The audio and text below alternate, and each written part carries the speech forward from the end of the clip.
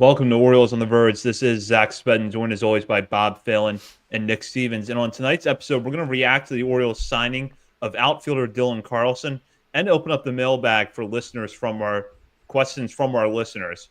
And that will be on tonight's episode of Orioles on the Verge, which is brought to you by BetOnline. BetOnline is the world's most trusted betting platform and your number one source for online betting in 2025. Whether you're a seasoned fan or a first-time bettor, BetOnline is your ultimate game day companion. With the largest selection of odds on everything from football, the NBA, college basketball, to NHL and UFC, BetOnline is your number one sports betting source for the new year. Every touchdown to three-pointer and hat trick, BetOnline has you covered with odds, stats, and more for every game, every play, and every win. BetOnline, the game starts here. And as we like to do at the top of every episode, we want to welcome some new members to our Patreon community. We've had a lot of new patrons rolling in as we unveil our top 50 prospects list in the form of a daily countdown. That is still going on over at Patreon, and you can join these new members by signing up today. Yeah, I'm trying to remember when we last recorded and who's new. Okay, we talked about Anthony Lupacino, right? Last time? Is that the last guy we talked about? Yes. Sounds familiar to me. So there's your secondary shot out there. So welcome and appreciate this. These people sign up for a year right up front. So that's always awesome. You save more money that way and you get a year's worth of content. So thank you, Betty Overn, Gramby you know him, you love him, and Samuel Blair. So appreciate you guys. And also we have a bunch of free members have signed up, which great. Appreciate that. That's cool.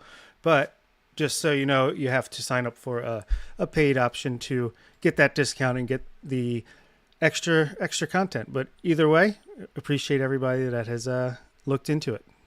Absolutely. And the countdown right now is we just got into the 20s, so we still got a lot of countdown to go. And of course, once you sign up, you can go back and listen to the old episodes and get notifications on when the new ones are published. So you don't want to miss that. We'll focus now on the Orioles signing of Dylan Carlson, which was announced on Monday. John Heyman at the New York Post reported that Carlson agreed to a contract with the Orioles that will have a $975,000 base salary with a $25,000 bonus if he reaches 200 plate appearances.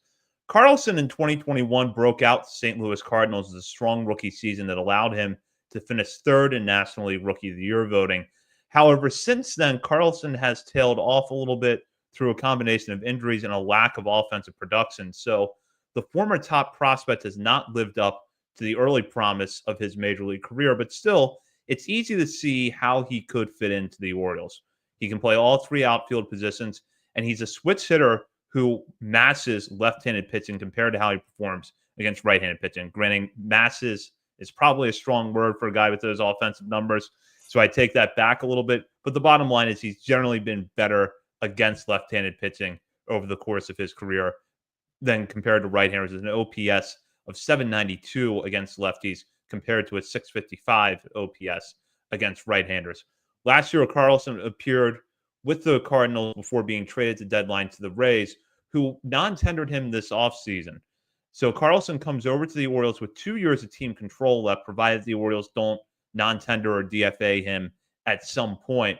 And here's the key thing. He has minor league options remaining. So the Orioles essentially pick up another outfield depth option that can slot onto the major league roster, probably as the occasional platoon partner for Cedric Mullins. And if it doesn't work out for the Orioles, where they think there's a better option in AAA, they can option Carlson to Norfolk without having to DFA him. So that's really the key takeaway. But I think for now, we consider Carlson, who's signed to a major league deal, a near-term piece for the Orioles. So, Nick, start with your reaction to this signing. Traded for Sean Armstrong too. That was pretty cool. That's probably the most interesting note I think I found. I don't have many thoughts, to be honest. Welcome to Baltimore. Like, I'm not going to twist my brain into thinking that this is ahead of some bigger move that's about to happen. It's a blockbuster, if you will. But I think if that was the case, then the Orioles probably would have waited to announce the signing. That's knowing just how the Orioles work. I don't know. It's more competition. like you mentioned, he was a former first round pick, finished top 3 in Rookie of the Year voting. He was up to number 9 on Baseball America's top 100 list at one point. Bring him in and see what happens. Like as this bench platoon option, there are other options that already on the roster that we've talked about before that we were excited about, or at least maybe not excited, intrigued by. Like I've talked a lot about Daz Cameron and what he did against lefties in the majors last year and how that was super intriguing, but he doesn't have options. Kind of thought that was like not an emergency, but that was one of the first moves the Orioles made this offseason. We know who he is. Let's bring him in. If something better comes along, we'll move, but it's not Daz Cameron. That's the end. They brought in Jordan Adams, play center field, who has options, and they can stash in Norfolk. Carlson's got options as well. It seems like they're giving him a little bit of money, though, so maybe the idea isn't to keep him in the minor leagues, but that flexibility is there. And it's competition for Daz Cameron and Jordan Adams and all these guys. So, and maybe Mateo starts on the IL. They need another bat here. Maybe someone else could be hurt. We have no idea right now. So it's just my initial take is just welcome to Baltimore. Get you in spring. Let's see what you do. I mean, maybe something bigger happens. We know the baseball is back, but baseball is also stupid, so nobody should watch or pay attention. Opening day, spring training press conference is right around the corner, so there could also be a major injury. But I don't want to twist my brain into all the what ifs and just say it's a signing. That's what it is. Yeah, I love it in so much as you can love a glorified minor league signing. I think it doesn't really have much impact on the roster at all because, as we've said, he has options for at least this year. He's under control for 2026 if we want to tender him a contract after 2025. And yeah, I mean, he was one of the hottest names in at least dynasty fantasy baseball as a prospect coming up. Him and Nolan Gorman were supposed to be like the stars of the Cardinals by now.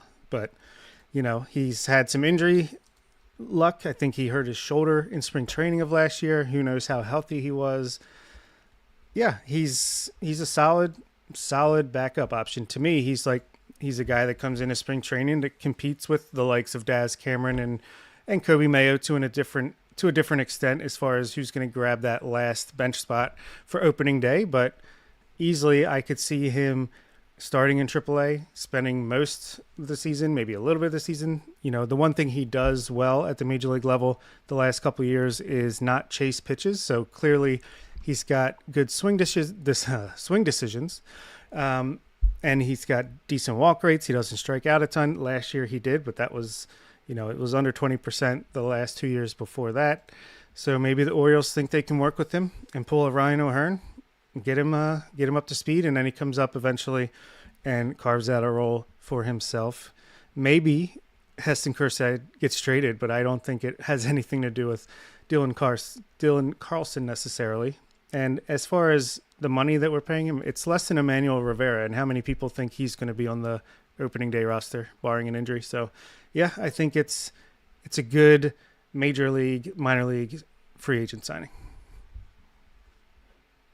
Yeah, exactly. And as I had made this point a few times, even last week when we were trying to break down the roster, I had a feeling the outfield situation was unsettled because it feels like the Orioles like to have a player who gives them enough versatility in the outfield to move around between the three spots, some intriguing platoon splits and options. And in Carlson, I think they get a high upside version of that, albeit one who's a switch hitter rather than a pure right-handed hitter.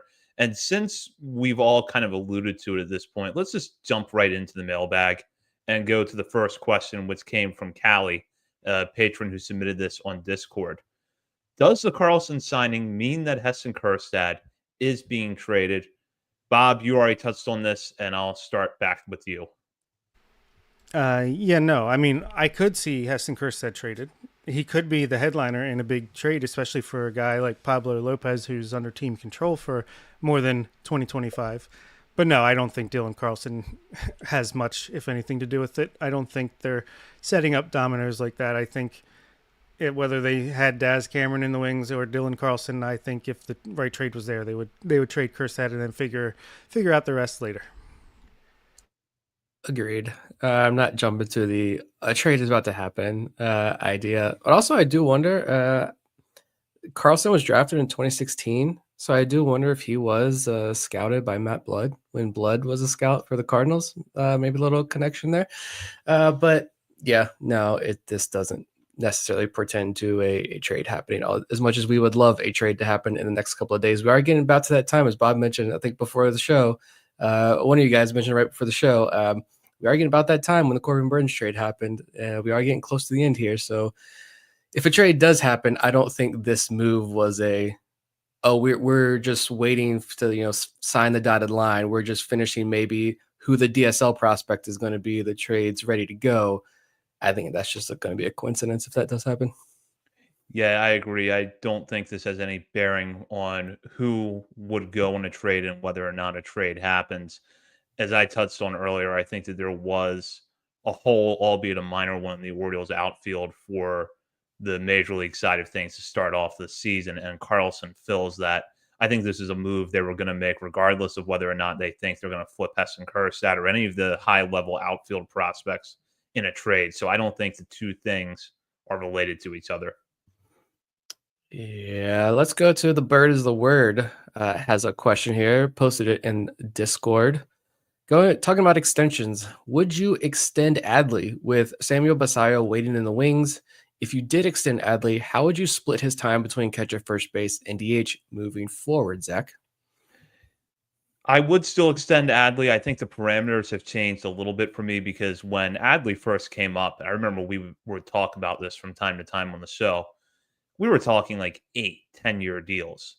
I remember our former colleague, Dr. Stephen Loftus, actually wrote a very good piece over at Baltimore Sports and Life before Rutsman even got to the major leagues, showing what the framework could look like on a contract extension of 8 or more years.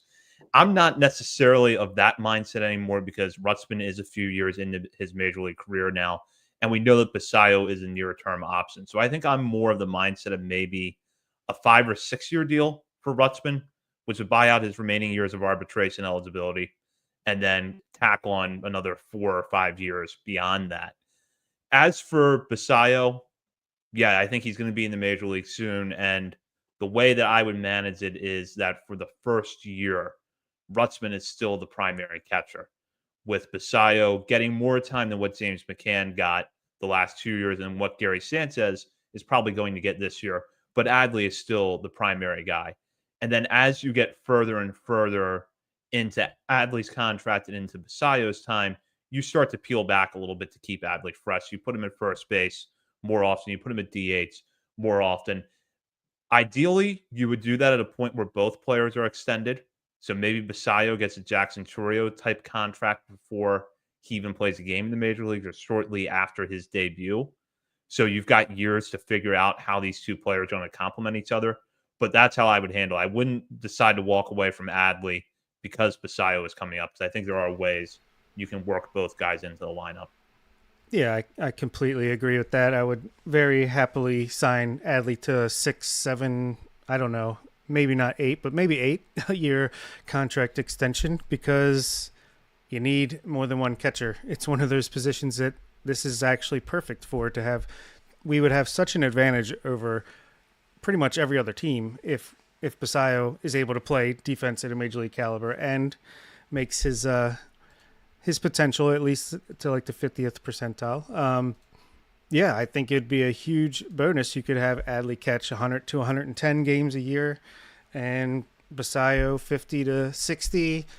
Basayo is a great first baseman as well. I think it goes underreported, so there's no problem with maybe he plays first base against right-handed pitching. Mayo plays first base against left-handed pitching. Obviously, you want these guys in the lineup every day, regardless of who's pitching, but as far as who's playing first base. And then Basayo could, I don't know, bat. I saw in Keith Law's actually rare W column today, he had Basayo number 3 prospect in baseball and said that he actually hits lefties very well, sees the ball very well for a left-handed hitter against left-handed pitching. So maybe he catches against lefties and you DH Adley there. So many ways you could handle it. And yeah, I would extend both of them, no problem, and just be set up to have the best catching tandem duo potentially ever if things go the right way. Yeah, you don't. whether or not you extend Adley has nothing to do with Basayo. I don't think. Honestly, yeah, I like the 4 or 5 year deal, 6 year deal for Adley, and I'm kind of thinking about like you mentioned Basayo, how well he plays at first base. Yet the dude is way more athletic than I think he gets credit for. I don't know what his speed grade is on like Fangraphs and these prospect outlets, but it's like 30, 35 grade speed.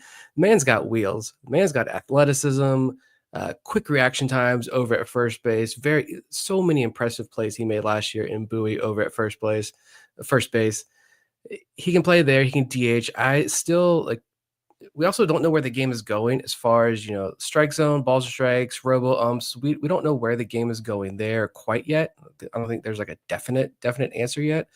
Clearly, as we've talked about with the way the Orioles are drafting catchers, maybe the Orioles have a pretty firm idea or they're preparing for that. Where maybe Basayo's defense it's good enough, or maybe a little bit more refinement in AAA, and it's going to be good enough where he can catch 50, 60 games when he reaches the major leagues.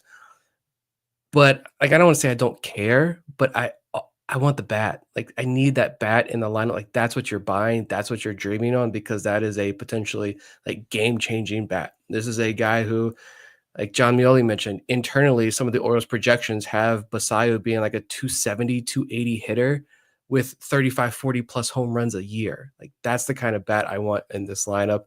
And with Adley, like, yeah, I still extend him, but almost like, how do you treat him? Do you try to save him and really see how long you can have this duo behind the plate and hope you kind of put off this, permanent first base DH move for Adley as, the knees give out and his body gives out on him behind the plate?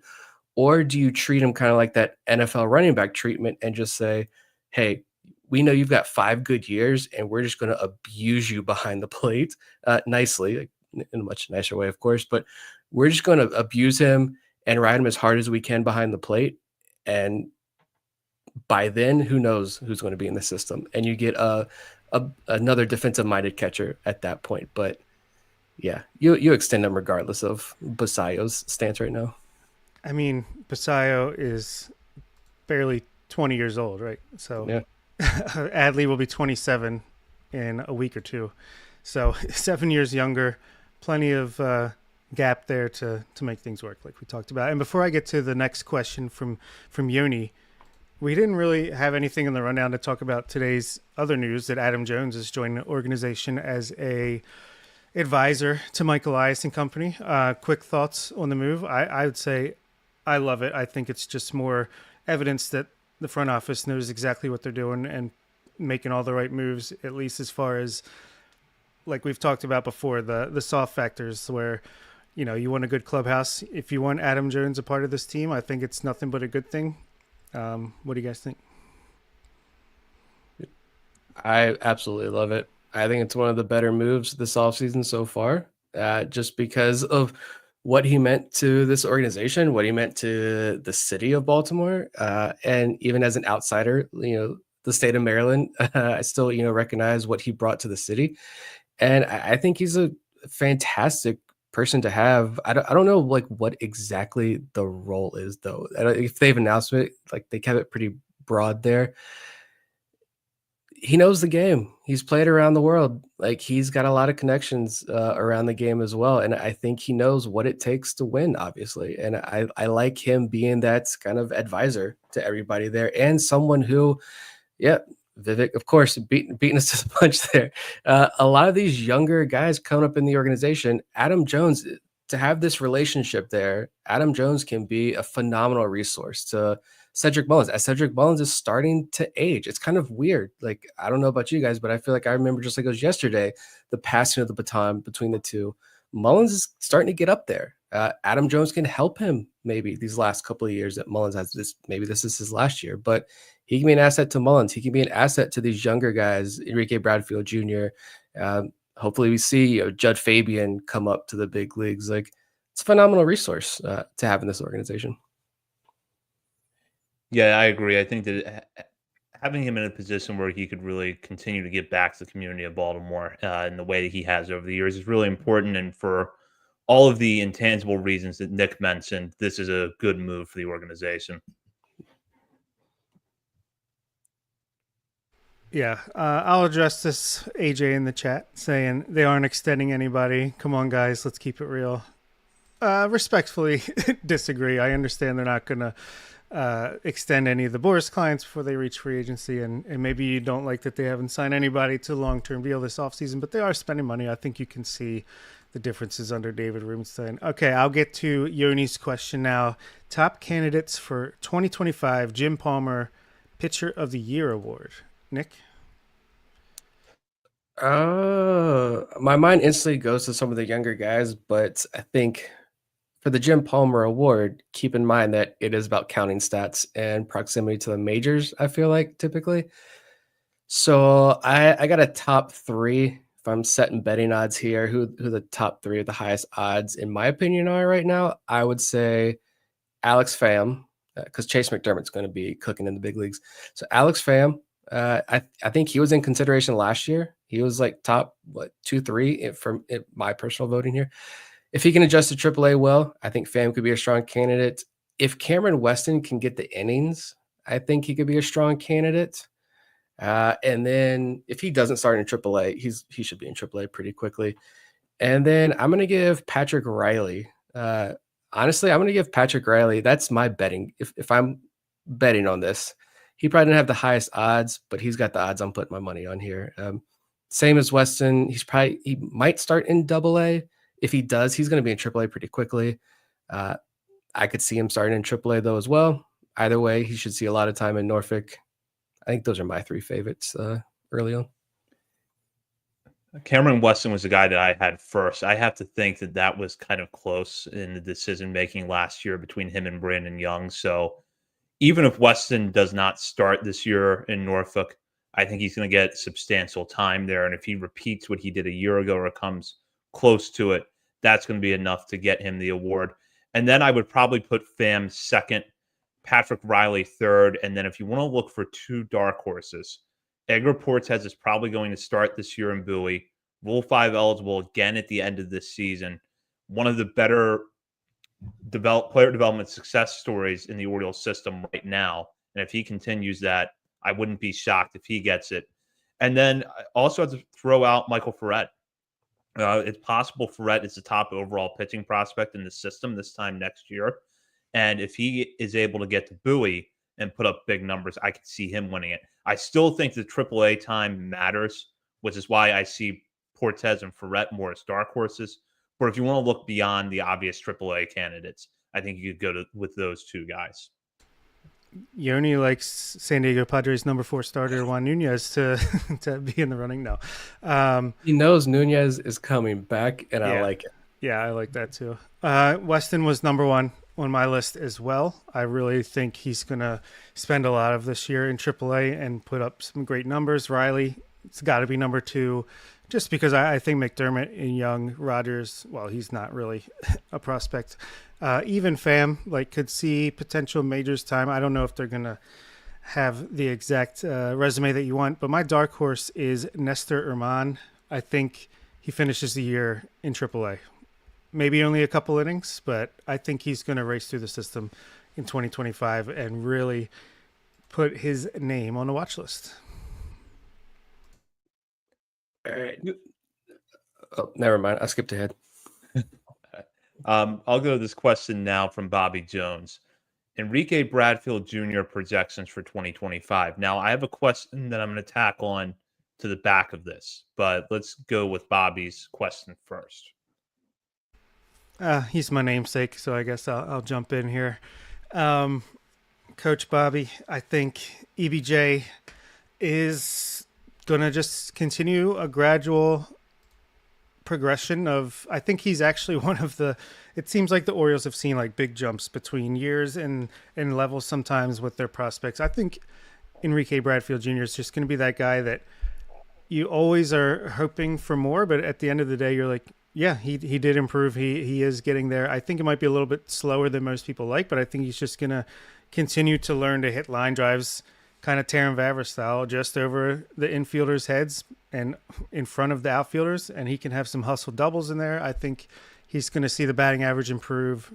He'll end the year in AAA and set himself up to try to make the team in 2026 spring training. But I think he's in for a good year.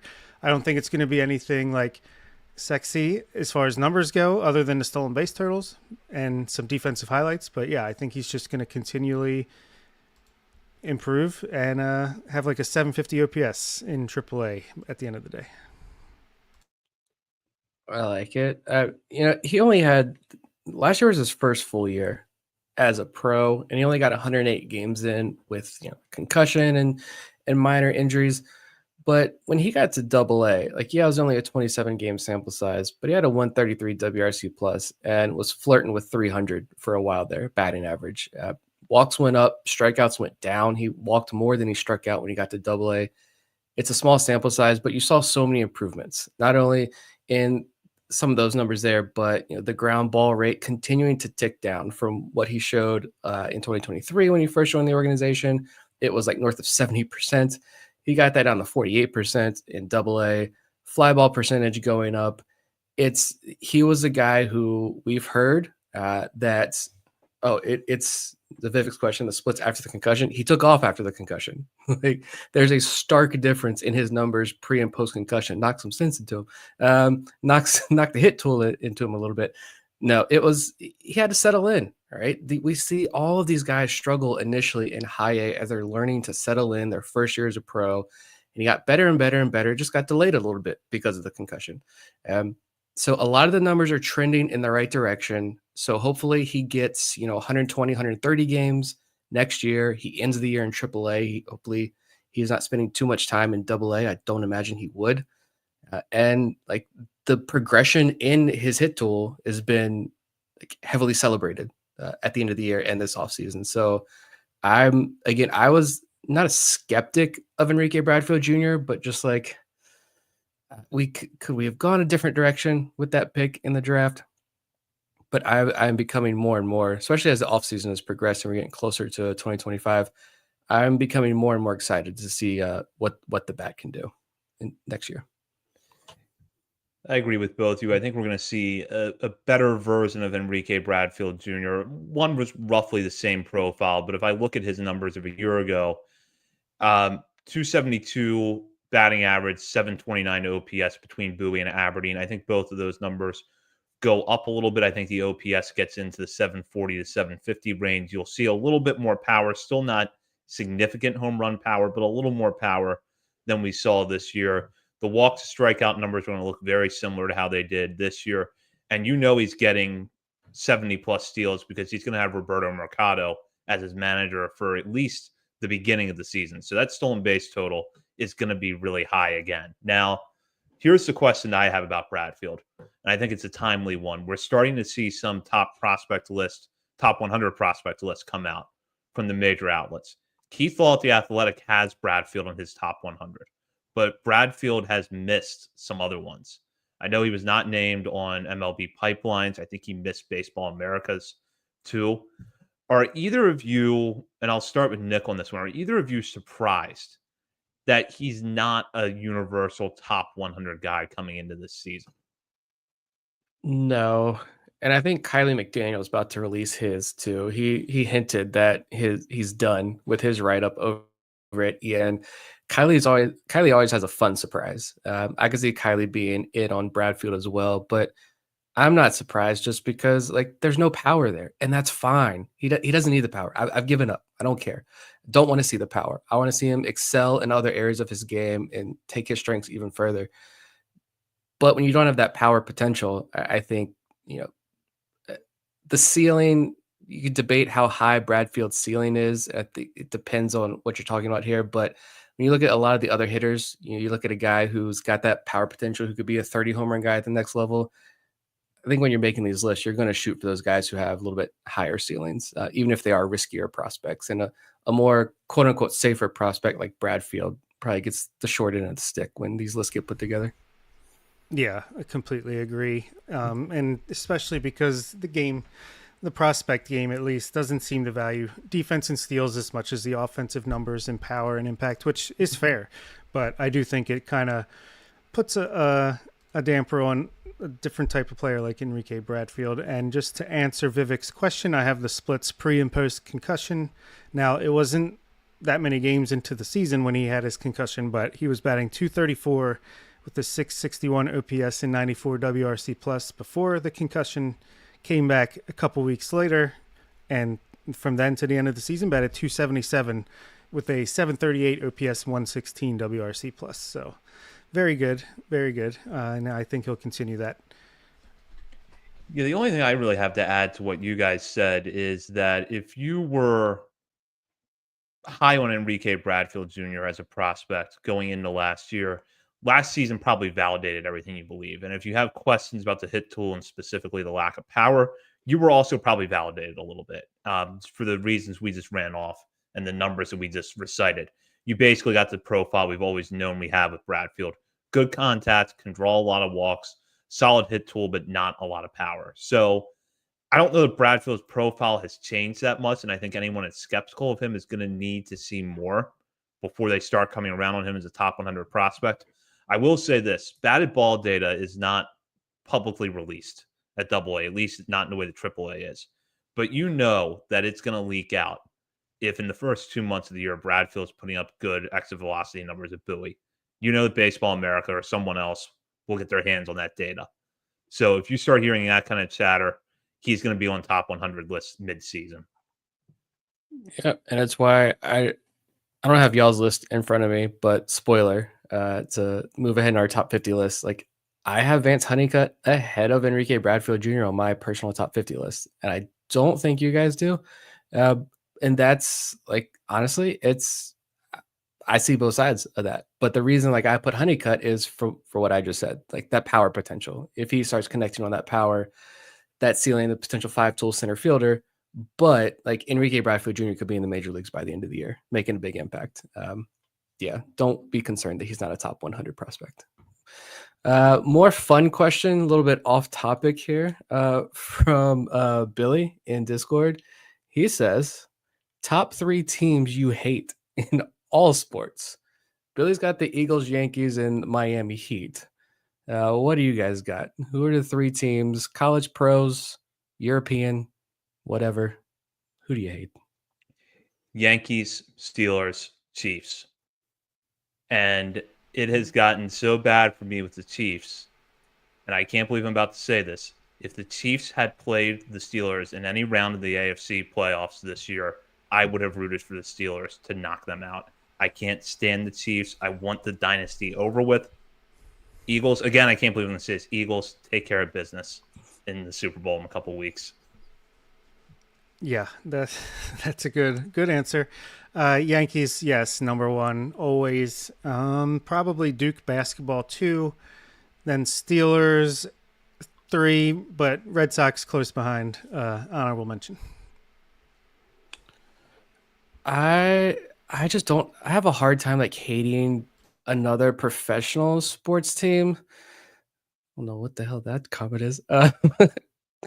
But yeah, just I don't know. Just because I've become a degenerate gambler, and my favorite NFL team, who I had an unhealthy relationship with, continues to disappoint me. I just appreciate all good professional sports. Not gonna lie.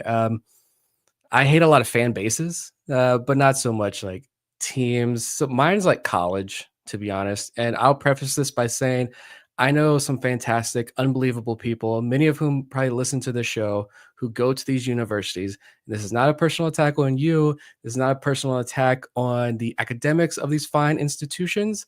It is strictly athletics and athletics alone. But Virginia Tech, I hate everything about Virginia Tech athletics. You've never won an NCAA championship, so stop thinking you're special. And you're afraid to play JMU and anything. UVA, I'll keep my real comments about UVA to myself. But again, JMU embarrassed you, and you refuse to play us now after that.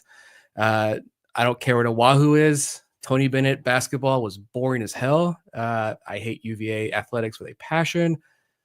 And App State, I'm going real niche here, but I have a lot of respect for App State athletics because I was going to say ODU, but ODU is like not even a threat anymore. They're like the little brother you just beat up and he can't defend himself. ODU is the little brother that is irrelevant. App State JMU rivalry is fantastic. Stop putting that comment up and throwing off my thoughts. I respect the hell out of App State, though, but I also hate that university's athletic programs, though, because they are fantastic at most things. So, yeah, that's my three. Trying to give Nick his then pal moment over there. Yeah. Well, AJ missed the comment. I had to put it back up just so he could see it. Yeah, I don't know what's going on with Dennis in our chat these days, but next question is O's observations on Twitter would like to know who are the hitter and the pitcher currently outside of a top 100 list most likely to be there by the end of the year? Fantastic question. Let's go with Zach. For hitter, it's Vance Honeycutt. If the hit tool were a little bit better, he would not have fallen to the Orioles in the draft last year, and he would probably be going into this season as a consensus top 100 prospect. So I will go with him. If the hit tool improves this year and he does everything he continues to do well with his play, great center field and hit for power, he'll probably be a back end top 100 guy going into next season. And then for pitcher, I'm going to go with Michael Ferret. What he's doing at his age and the stuff that he has yields a lot of promise, and you factor in that there's still room for physical projection alongside all of the normal development plans that the Orioles have for their pitchers, and he could really find another gear this year. So what I envision for him, probably starting back at Aberdeen, but I think if he has a big year between high A and double A in what I believe is going to be a season he pitches the entire year at age 21, I could see him on some top 100 lists going into next year. I came up with a two for each, actually, a quote unquote safer one, and then a riskier, more bold prediction. And I'm glad I did, because my safer picks were the two Zach just said. I said, yeah, Vance Honeycutt, just because I would say Bradfield, but like, again, Honeycutt has got that, going into the 2024 season, he was in the running, in discussions at least, to be the potential number one overall pick. And so if just a little bit of improved hit tool, I think he rises pretty quickly up list. My bold prediction is who I talked about earlier today that's going to be released tomorrow. I'm stuck on this one. I can't get off it. Steven Martinez. You see him on top 10 Orioles list already. Guy is like 6'4", 6'5", potential double plus power as like a 16-year-old last year, had a really great year in the DSL. If he shows off that power in the FCL and hope maybe even Delmarva is a 17-year-old, which is wild to think about, I could see him getting a lot of attention. These prospect lists, the younger you are, showing more power like that, you're going to be very attractive on these lists. Pitchers, yeah, I said Ferret. He's already got 60 strong innings at high A with like a 30% strikeout rate. So I imagine he gets to double A pretty quickly. And Baseball America, MLB Pipeline, they're reaching out to these front offices to like help put these lists together and get information on guys. And clearly this front office is enamored with Michael Ferret. So I could see him getting a lot of love. And my more bold prediction is Trey Gibson, just because he's already on Baseball America's radar. I think he would just happen to pitch when someone from Baseball America was watching a Delmarva game, and then they saw the film. I forget who it was, but he was like, so I was going through the film of this game, and holy crap, Trey Gibson. So he's on Baseball America's radar, got to high A last year, 64% ground ball rate in high A is insane. Big velo, multiple breaking balls, talked about him a lot. Undrafted free agent to potential top 100 prospect would be a really fun story for Gibson there. Yeah, it's hard to find a position player prospect that's not Vance Honeycutt, because I don't think Judd Fabian or Dylan Beavers, I think their time to hit a top 100 is past. So I'll say Honeycutt for the safe pick. I do like picking a safe and a risky pick. So for the position player, I'll say Creed Willems and Jordan Sanchez as some dark horses on the position player side. And then again, Michael Ferret was going to be my guy, and I think Keeler Morphe and Nestor Herman are the dark horses. I think Morphe, we got a little bit of a report on him the last week or so about how he's, Nick, what was it? He's developing new pitches and everything else. So I think he might end the year in Double A and just be like the Yuri Perez of short Yuri Perez of the Orioles.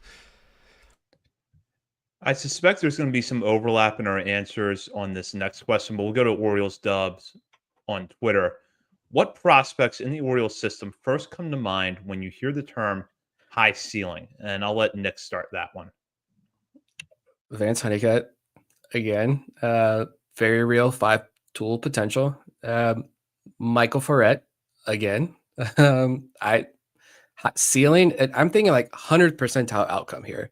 Vance Honeycutt is an everyday 5-tool outfielder, 25-30 home runs, Gold Glove defense, like 30-30 seasons. Michael Ferret, a number 2 starter, number 3 starter upside in the big leagues. Thomas Sosa, 30-30 potential, and Steven Martinez, again, like 30 home run potential, everyday right fielder.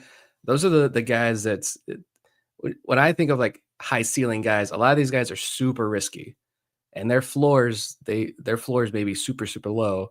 But when I think of high ceiling guys, those are the first names that come to my mind. Yeah, I agree with all of that. Plus, just most of the international signings. I mean, you're signing them because they're taking note with they have like usually have like one tool that stand out, like a Joshua Lorenzo. I feel like I think of for a high ceiling guy. Steve Martinez, yeah, Esteban Mejia, a lot of the international guys, just because they're younger, you can dream on them more. They're not as established in who they are. Same with high school draft picks. So like a DJ Layton, or I've even seen some Braylon Whitaker out there this offseason. There's guys I think of. But yeah, Vance Honeycutt is like just right there. And Keeler Morphe, like Vance Honeycutt could be a 30 homer, 50 steal, all-star center fielder if if he hits his 100th percentile, like you said. Keeler Morphe could be just a straight ace at a very young age. So yeah, I would agree with that. All of the guys that you mentioned, I think, would classify as high ceiling. If you want to dig a little bit deeper in a guy that we might be looking at 3 or 4 years as high ceiling, the real dark horse, Nate George out of last year's draft, to me, is a guy that has a really interesting mix of tools. Good raw athlete. There's a lot of question marks. He's coming from a cold weather state, but you can see that there is a real interesting hit tool speed combination, ability to play center field. If the power starts to come along, I wouldn't be shocked if, let's say, 3 years down the line, we're really talking about Nate George a lot. That's you got to reach a little bit to get to that one. But if I'm thinking of a player that's down there a little ways in rankings right now that we might regard as high ceiling eventually, I'd put that name in the mix. I also I'd also throw Judd Fabian in there as well. It's like what if he starts hitting? Like that whiff rate goes down next year in AAA. We know it's not going to be a massive drop, but what if he's posting really good contact rates next year when he settles into AAA? And what if the whiffs go down a little bit? And what if you're like, oh, what if this is the Cedric Mullins replacement? Like, I could see an avenue for that too. So I'd consider that high ceiling as well as Fabian. We got 2 more questions here from Vivek. Vivek asks, which prospect from the 2024 draft class are you most excited to watch this year, Bob? Good question. Honeycutt is one of them, just because didn't really get much out of him at the end of last year. So love to see him starting in presumably Aberdeen and maybe getting out in person to see him in person. But honestly, it's Chase Alsop for me, just because we didn't get to see him pitch. He was the first pitcher drafted by the Orioles in last year's draft, and we've seen so many really strong reports on his stuff. So yeah, for me, it's this year's Jackson Ballmeister, Chase Alsop. The guy that I think I'm most excited to see this year, because I feel like there could be real breakout potential here, is Carson Dorsey, the Orioles' 7th-round pick out of Florida State in last year's draft. Joe Doyle was on this early, as Nick pointed out in a recent Substack article. The pitch data on Dorsey is really good. He's got a fastball that he can get into the mid 90s, 2 secondary offerings.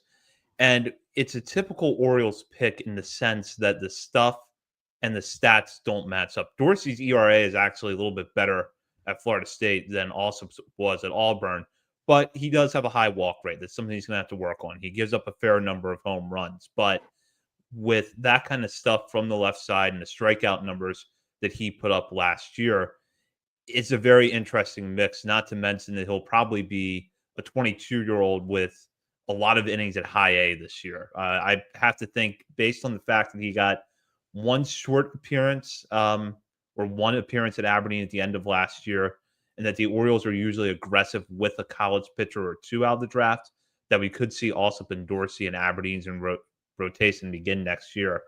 And Dorsey might be a guy that's really starting to jump up the list as we get into the season. Yeah, getting more and more excited about Dorsey. I wrote about my two already over at Substack. Go subscribe. Orioles on the Verge Substack. Please and thank you for subscribing. For me, the hitter, it's Austin Overn. 70 grade speed, 70 plus grade defense, but he doesn't get talked about. And yeah, he had the down year at USC, and it was, Orioles kind of drafting him on the rebound a little bit because he rebounded there in the Cape Cod League this past summer before the draft.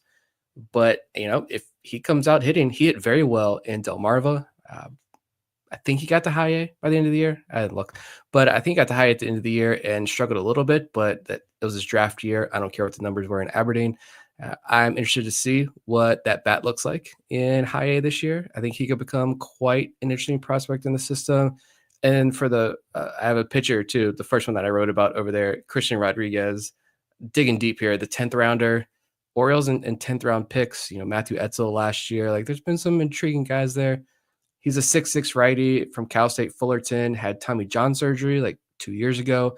So last year was his first year. And in the article that I wrote, I dove into his college data, MLB Draft League data, and you see the data gets better and better and better as the year progressed, as he started to get more comfortable after Tommy John surgery.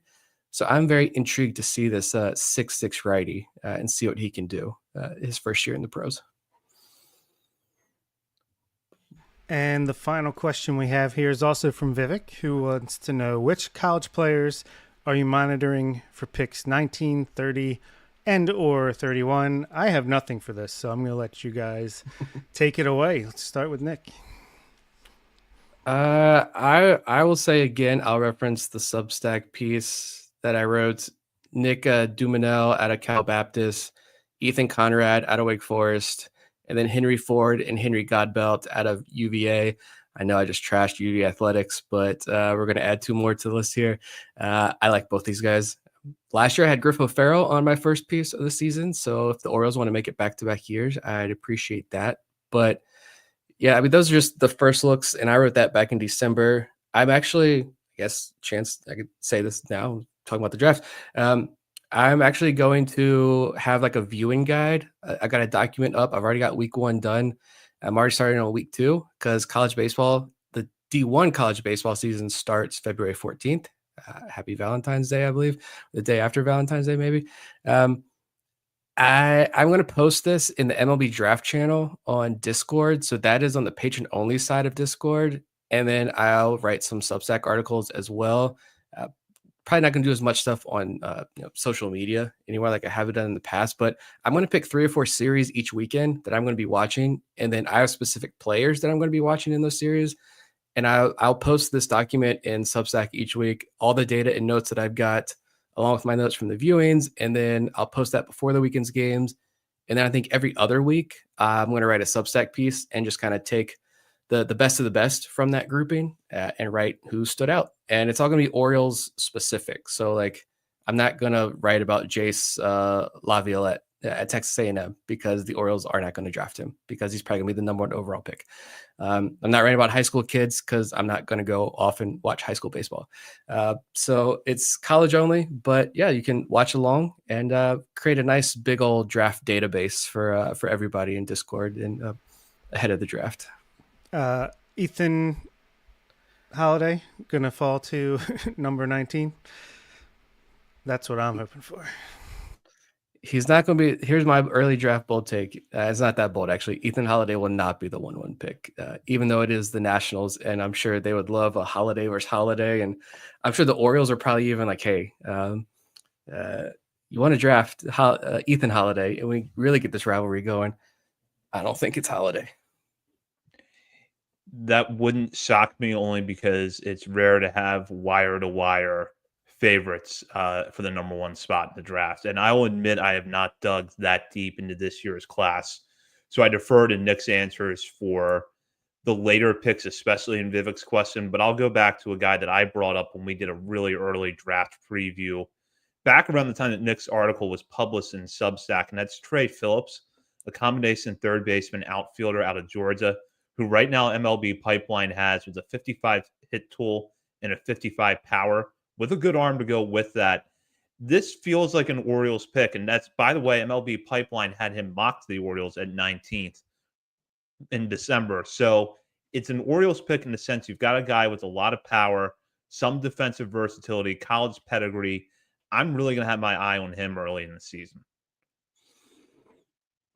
Yeah. And I think just the draft in general, I know it's very early, and some people may be like, shut up about the draft. It's January.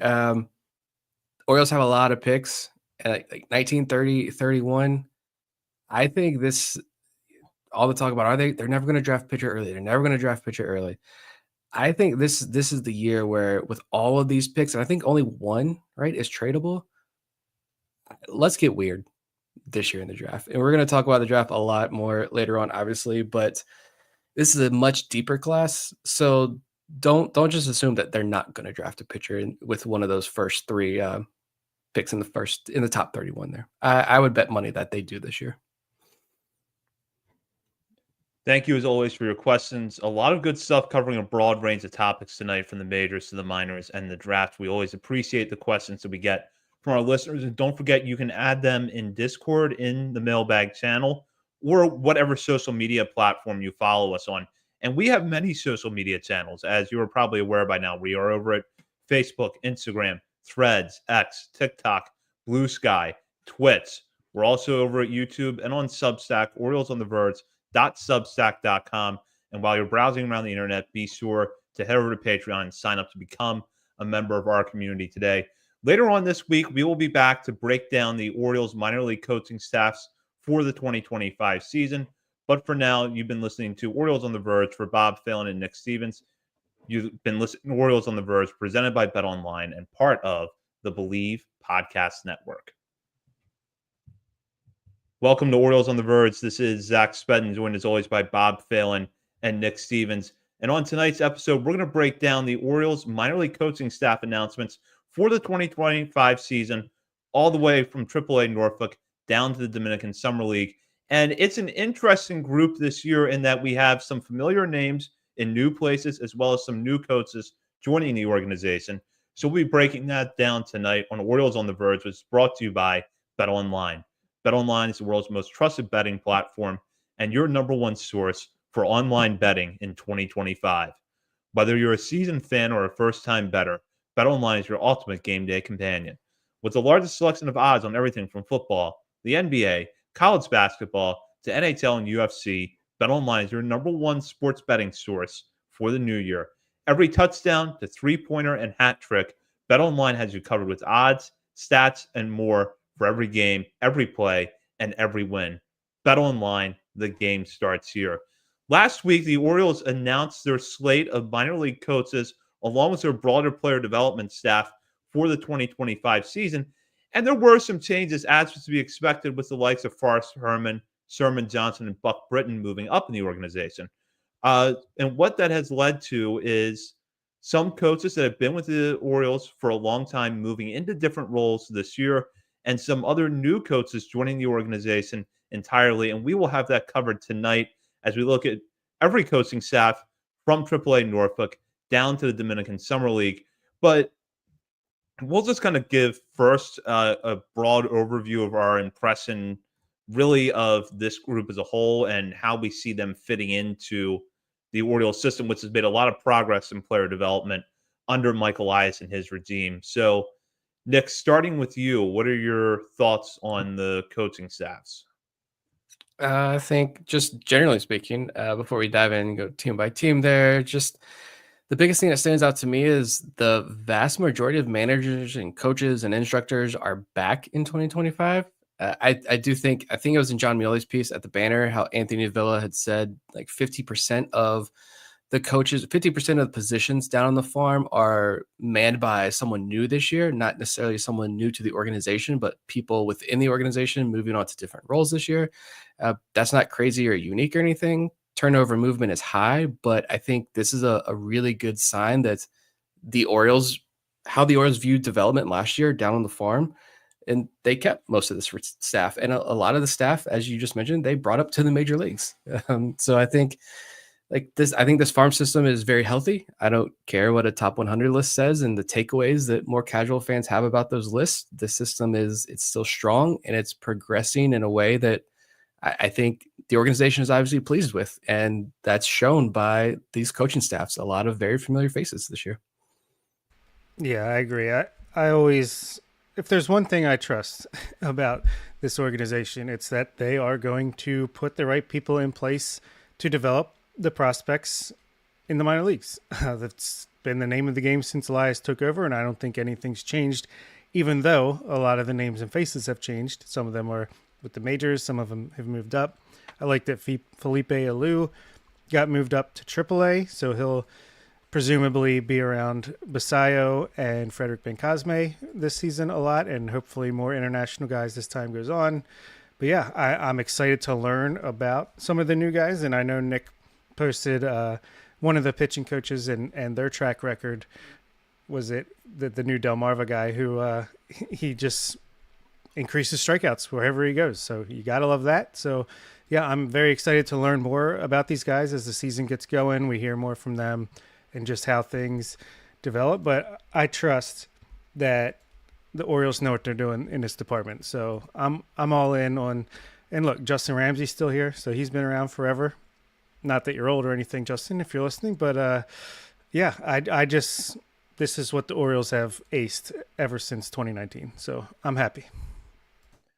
Let's dive right in, and we'll start with Norfolk and Bowie. And I'll just say at the onset that we're going to focus on the more on-field roles, so no disrespect meant to the people in training and strength and conditioning staffs who do incredible work in the minor leagues.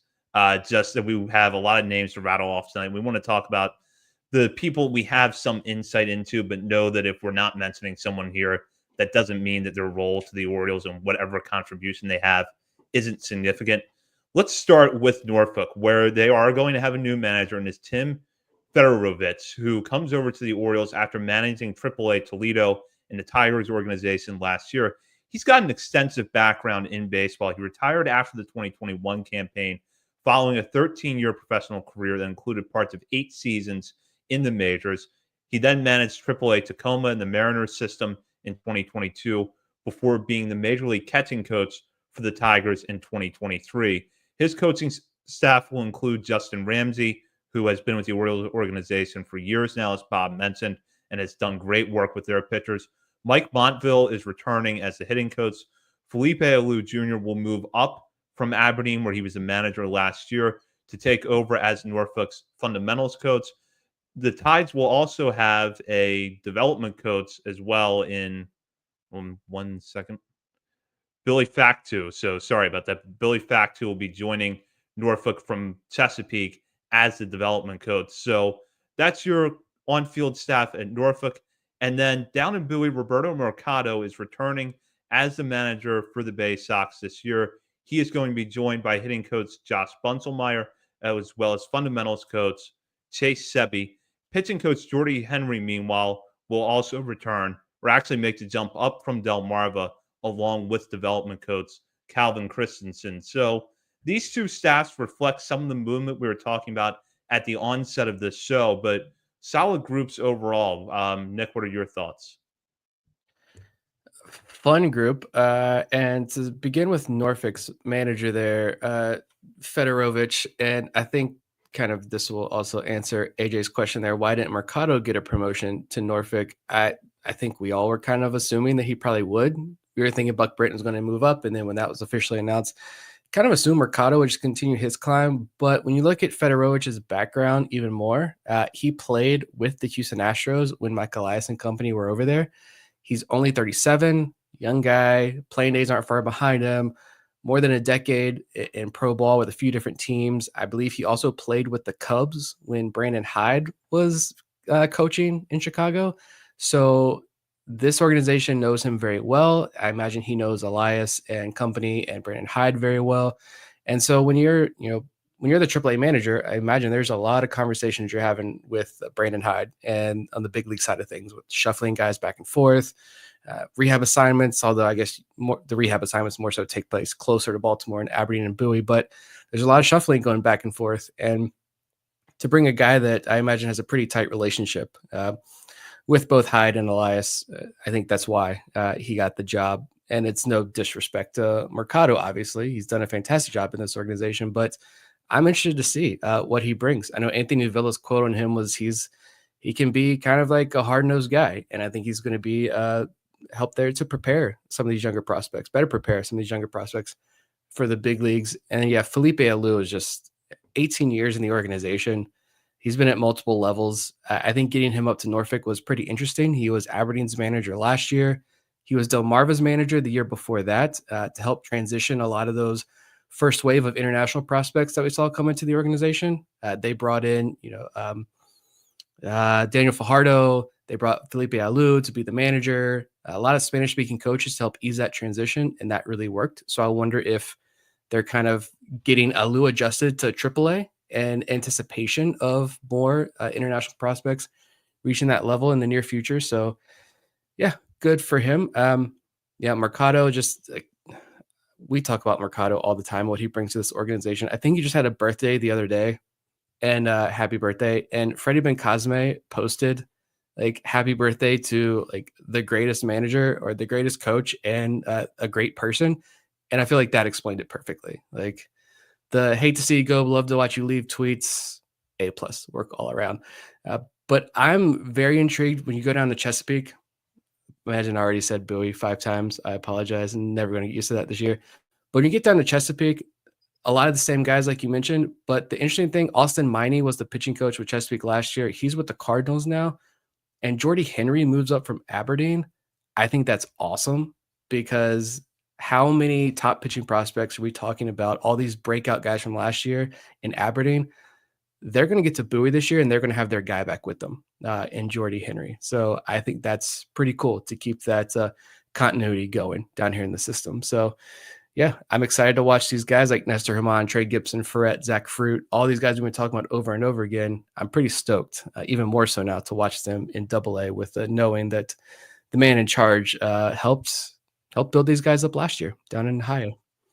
Yeah, exactly. And one thing that I can say from my experience around the game with minor league coaching staffs is that although it is the goal of most coaches and managers to move up to the major leagues, the way they're evaluated is not necessarily the same as a player. So just because Mercado is not managing Norfolk this year doesn't mean the Orioles think anything less of him. Sometimes these are based on current needs, and Mercado does a great job at Chesapeake. They're going to have a lot of good prospects there this year. So I think his standing in the organization is still very high. I'm intrigued at the same time, though, by what Fedorovich brings, which is some AAA managing experience, but also some close proximity to the game. Having played recently, having been kind of an up and down guy for his career, I think he has a lot of wisdom he could offer these players.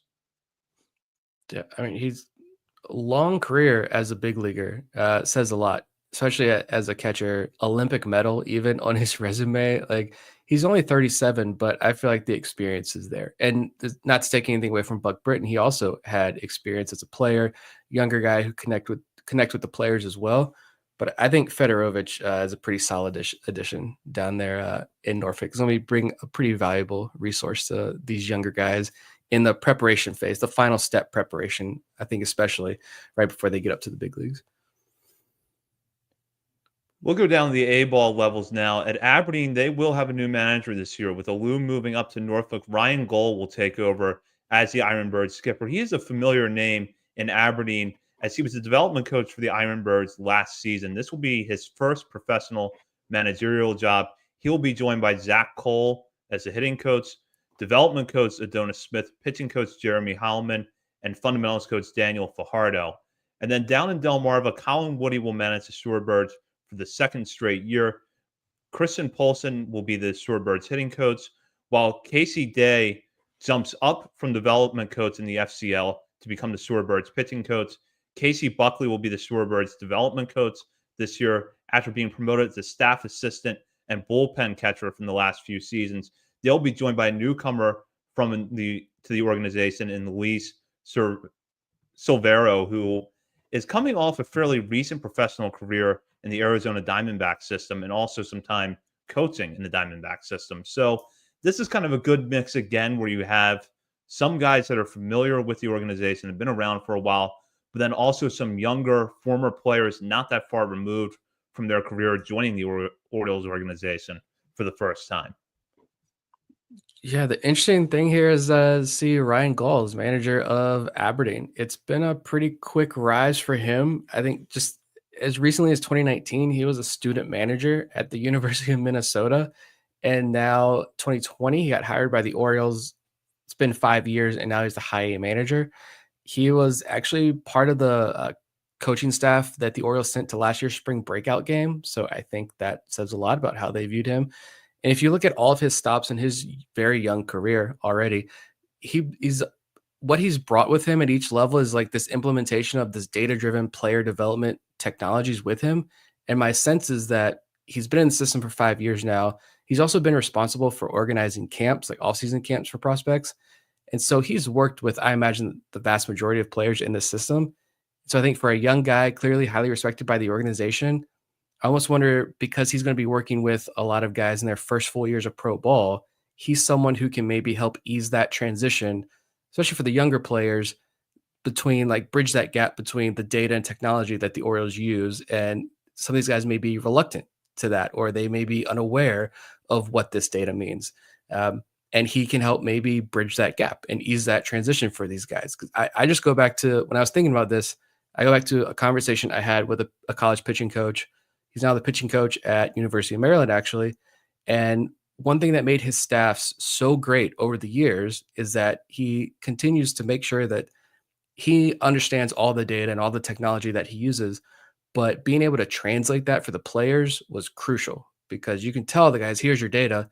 And he would tell me like, they're just going to throw that paper in the trash and not even read it. Again, we're talking about pro ball, but I think that could be a lot of the same there. Maybe I'm looking too deep into it. I don't know, but shout out to Ryan Gaul for that quick promotion there as a young guy in the system. And yeah, the pitching coach was the big one. Just looking around for some of these new names, find out who they are, where they're coming from. And Jeremy Heilman, new pitching coach for Aberdeen, he spent the last 2 years in the college ranks, last couple years in the college ranks. But in 2023, he was at Army, and the pitching staff at Army went from 7.2 Ks per nine the year before Heilman arrived to 8.5 Ks per nine when Heilman was there. And then last year he goes to St. Joe's, and at St. Joe's, the year before Heilman arrived, their pitching staff had 8.7 Ks per nine. This past year, 9.9 Ks per nine, which ranked 29th in the NCAA. So wherever Heilman seems to go, the strikeouts tend to follow. And so that's, I think, pretty exciting to see, especially this pitching staff that is likely going to begin the year in Aberdeen. I'm excited to see what kind of strikeout numbers we see with the Ironbirds this year.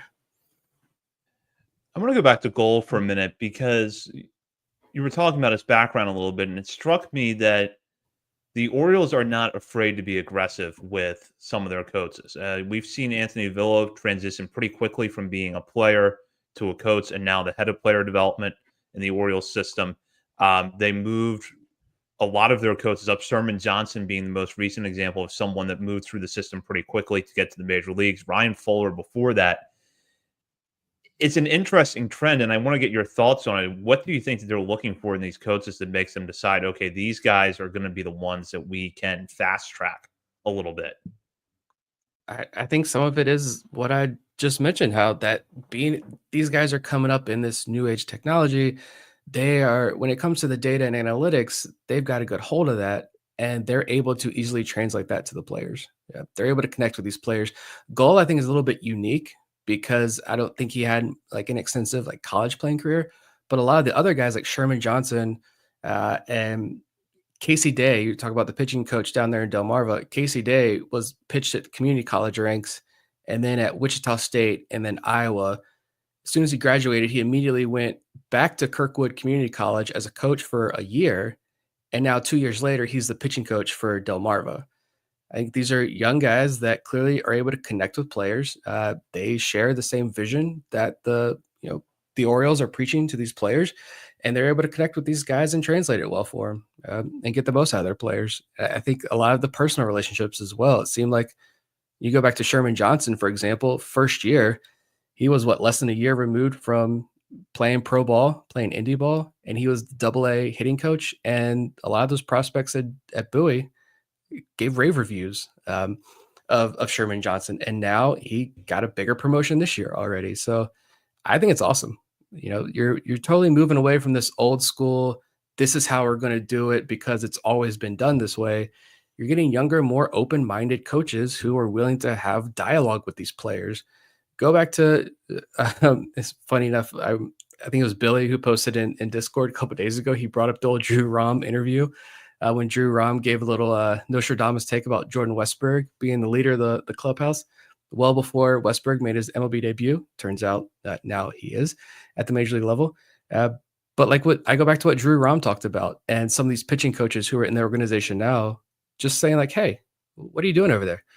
All right, let's work with that. We're not going to throw it in a game yet, but let's work with this in a bullpen. And then once you feel comfortable, we'll have another conversation. All right, you feel better? You want to use it in a game? All right, let's talk about how we're going to implement this in a game. Like there's a lot of that. And even going back to recently is right before the Elias regime, I know I've talked about this on the podcast before, but Brian Gonzalez, if any diehards remember, old pitching prospect Brian Gonzalez in the organization, when he went to Colorado, he did an interview right after he left the Orioles organization. And I don't think other prospects have mentioned the same thing. So I don't think this was like a player who was pissed off that the Orioles had cut him. I think this is a genuine conversation he was having. You go from level to level in this organization pre-Elias era. It was like everything that I learned and was being taught in low A was dismantled when I get to the next level and taught something completely different. Those coaches didn't even talk to each other. And now I'm doing something completely different and completely throwing off my development. Like it was a mess. And so I think there's a lot more, as we've seen over the last few years, something that we've highlighted a lot with these minor league coaches. There's a lot of, working together. All these pieces are working together to make this machine run in Baltimore. Yeah, the cohesion really has been critical to this organization. And I think that with the slate they have this year, they're going to try to keep that going. And we'll go now down to the short season level, starting with the Florida Complex League. Kristen Frias will return as the manager of the FCL Orioles. This will be his fourth straight year in that position and his sixth overall in the organization. He will be joined by pitching coach Adam Blije, Vili Volstetsky as another pitching coach, Tegan Leader hitting coach, along with Jake Ratz. Ramon Sambo, a longtime member of the organization, returns as fundamentals coach alongside Landon Lassiter and James Johnson. Quentin Holmes will be the development staff there with Cade Johnson as the development coach. So a big staff down in the FCL, an important step for a lot of young players. And I think Frias has done a nice job in the last few years of helping to get players integrated as they make the transition from the DSL. And we know that it doesn't always go smooth the first time around, but for the most part, when you've had prospects that have gone there and maybe struggled in their stateside debut, they're able to turn it around the following summer. I think it's a testament to the work that's been done down there the last couple of years. Yeah, Blade, you might recognize that name. You might recognize JJ Blade. They are related. So I think, keeping these same guys in, but bringing in a couple of, you mentioned Bailey Valetsky. Shout out to Bailey. Bailey was actually the one who was like, hey, we broadcast Dominican Summer League games if you want to watch. And we watched a lot of those games. Jake Ratz, I know, has done a lot of fantastic work with the hitters down there in Dominican Summer League. Look at what these DSL prospects did, that 2024 international signing class. Look what they did in the DSL last year. They're all going to be in the FCL this year. You bring the hitting coach with them. Tegan Leader, shout out to Tegan. I know he's a big Eagles fan, so I'm sure he is hopefully going to get a nice little surprise, nice little celebration before getting back to the grind in minor league spring training. These guys have been down there at this lowest level for a long time for a reason. Because this is, I don't want to say tricky, but I feel like this is a tall task that is underappreciated. The work dealing with these younger kids who are at critical points in their development, where we talk about a lot of these prospects being so risky, they could go way this way or way that way. And I feel like the Orioles have done a really good job of their lower level prospects really being able to hone in and get to full season ball and be effective in full season ball. So I think that's in large part due to these staffs that they've assembled down there in the lower levels. Absolutely. And Bob, now that you're back, we're on the FCL coaching staff. Do you have anything you want to add about the other staffs at the higher levels of the minor leagues before we wrap up with the Dominican Summer League? No, not really. Just that Roberto Mercado. I've said it in the past. I'm sure you've said it tonight. That I missed it thanks to my 1-year-old. I'm a big fan of Roberto Mercado. Love that he's aggressive on the base paths. I think players love him. I think he's a future major leaguer, as I see Vivek said in the chat. So wanted to make sure I pointed that out. But really, I just like everything that's going on in the system. I'm sorry I missed most of this conversation, but yeah, that's about it. Do you have, not to put you on the spot, because I think this is a fascinating one that we talked about for a little bit there, Ryan Gull being Aberdeen's manager, a young guy with no like major playing experience. Thoughts on Ryan Gull? If they like him, I like him. I mean, that's really all I have to go off of. I'm very curious because you said he's at Aberdeen, right? That's correct. Yeah. Well, that's my home ballpark. So I'll try to pay attention to him in the dugout when I go to my Ironbirds games this year. But it's interesting to say the least. Maybe it comes to nothing, or maybe he's like some new hot shot. I don't know. Hot shot might be a little negative, but I just mean he might be like, the next big up and comer. So I'm ready to find out. We'll go down to Dominican Summer League now, and the Orioles setting the stage once again for two Dominican Summer League teams with this announcement. And those squads will be helmed by last year's managers Chris Madeira and Elvis Morel, as they will both manage in the Dominican Summer League this year. Pitching coaches will be Dionis Pascual and John Nowak, while George Bell, the son of 1987 American League MVP George Bell, will be a hitting coach alongside Jake Welch. Miguel Jablera and Jerry Tavara will be fundamentals coach, with Nick Propodolsky as the development coach. So again, setting the stage here for two teams down in the Dominican Summer League. I think that what we've seen from the last couple of years from Madeira and Morel has been pretty good work getting some of the younger players integrated into the farm system. And then there also feels like there has been an uptick in production among the FCL hitters, and a lot of that owes to the work that Kobe Perez and his staff have done, but also to the coaches there, both hitting and pitching, that I think have made these clubs pretty interesting the last few years.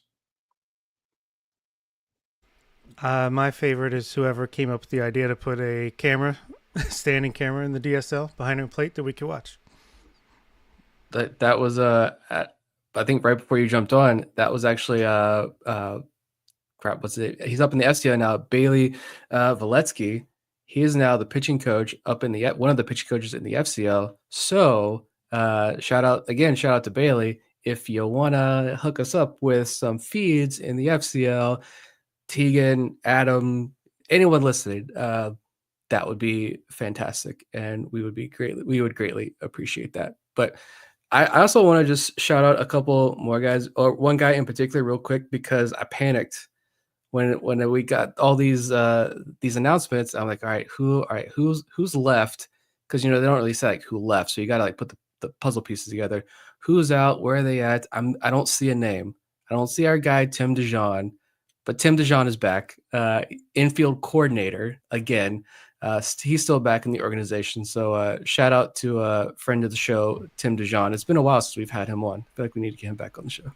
Yeah, I was actually gonna say, make sure you read to the very end, because you'll see a lot of names that we've had as AAA hitting coach, high A pitching coach, like Forrest Herman is now the director of pitching development. There's upper level hitting coordinator Sherman Johnson, lower level hitting coordinator Brink Ambler. So that you'll see a lot of familiar names are still in the organization. They're just more broader scope, using their talents to, I'm sure, help out the other coaches and players as well.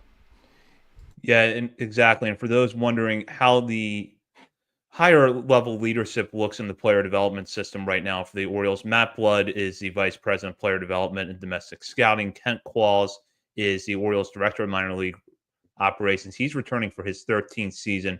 And Anthony Villa will be in his second year as director of player development and 6th overall in the organization. As a reminder, I touched on their promotions earlier in the show, but Forrest Herman, who was Bowie's pitching coach last year, moves up to director of pitching development, while Sherman Johnson, who was also on Bowie's staff last year, will be upper level hitting coordinator and an assistant hitting coach on the MLB staff. So a lot of movement around the organization this year, but it still feels like the Orioles are equipped to have success at the minor league level this year with these coaches at the helm. Before we wrap up, Bob, Nick, any final thoughts on this group? We're 2 weeks away from spring training. That's my final thoughts on this group. They're gonna all get together, come up with some game plans, and then the season's gonna start. So it's always an exciting time when these announcements come out because it means we're getting closer and closer to real baseball being played again. Yep. Minor league spring training is, I think somebody had tweeted this. One of the coaches on this list tweeted it out. Minor league spring training is like 16, 17 days away when they'll get started. I know a lot of guys are down there posting videos in the cage together, working out down there in Sarasota. So yeah, this announcement came out earlier this year as well, I believe, a couple weeks earlier, which is a good sign. Again, a lot of familiar faces. Expecting another big year down in the minor leagues this year, as usual. That does it for this look at the Orioles minor league coaching staffs. We will be back next week to break down all of the latest news in Birdland. In the meantime, you can check us out on our many social media channels, including Facebook, Instagram, Threads, X, TikTok, YouTube, and Twitch. We're also over at Substack, OriolesOnTheVerge.substack.com. And while you're browsing around the internet, be sure to sign up to become a member of our Patreon community. You can join at the paying levels for as little as $3 a month and have access to our top 50 prospects countdown, which is rolling right along. Not only will you have access to the new episodes as they are released, but you can go back and listen to every bonus episode for our top 50 countdown so far. For Bob Phelan and Nick Stevens, this is Zach Spedden. You've been listening to Orioles on the Verge, presented by BetOnline and part of the Believe Podcast Network.